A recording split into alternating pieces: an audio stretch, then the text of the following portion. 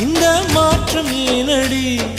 பிழையான வார்த்தை போல வாழ்ந்து வந்தேனே, உன்னை பார்த்த பின்னே என்னை திருத்திக் கொண்டேனே.